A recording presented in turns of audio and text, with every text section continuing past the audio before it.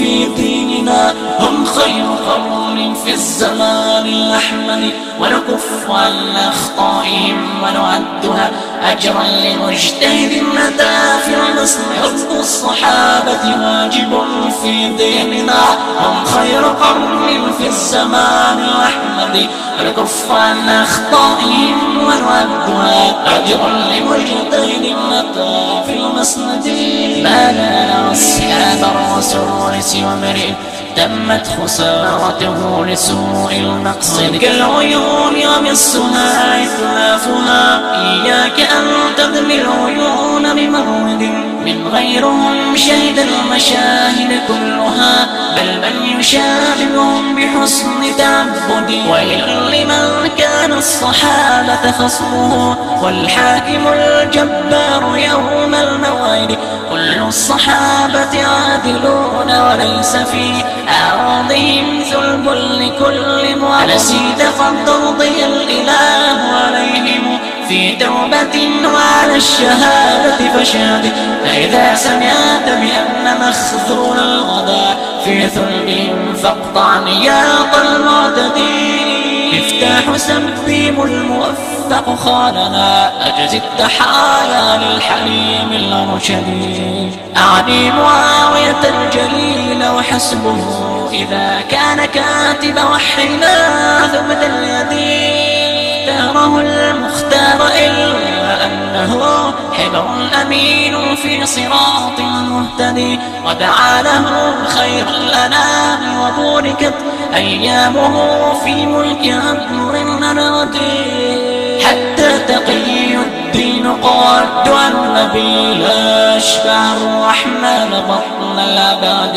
هو من مناقبه وخير خصاله وضف إلى تلك المناقب وادني. واليوم بداهية الدواهي حبنا مهما جرى حاز الرضا بتفردي. أنعم بفاتح مصر من قوادنا، لله درك من همام الأوحد.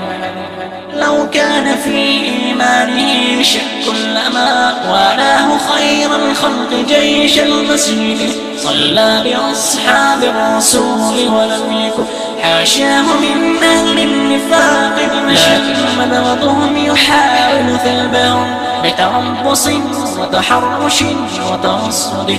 وكالذباب على الجراح وهمه وضع الأذى على الحقود المنكدين. حب الصحابة واجب في ديننا. هم خير قرن في الزمان الأحمد، ونكف عن أخطائهم ونعدها أجرا لمجتهد أتى في المسند. ونصونهم من حاقد ونحوطهم بثنائنا في كل جمع نحشد. قد جاء في نص الحديث مصححا الله في صحبه وصية أحمد. فبحبهم حب الرسول محقق، فاحذر تنقصا وعنه فبعديه. ويل لمن كان الصحابة خصمه والحاكم الجبار يوم الموعد. كل الصحابة عادلون وليس في أعراضهم ثلب لكل معرض. لمن كان الصحابة خصمه والحاكم الجبار يوم الموعد. حب الصحابة واجب في ديننا. هم خير قرن في الزمان الأحمد، ونكف عن أخطائهم ونعدها أجرا لمجتهد متى في المسند. حب الصحابة واجب في ديننا. هم خير قرن في الزمان الأحمد، ونكف عن أخطائهم ونعدها أجرا لمجتهد متى في المسند.